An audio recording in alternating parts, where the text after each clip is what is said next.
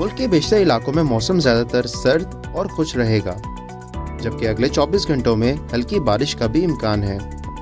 ताहम गिलगित बल्तिस्तान, कश्मीर और मुल्का इलाकों में पहाड़ों पर बारिश और बर्फबारी का भी इम्कान है। पंजाब, खैबर पख्तूनख्वा और बलाई सिंध के मैदानी इलाकों में शदीद धुंध पड़ने का भी इम्कान है।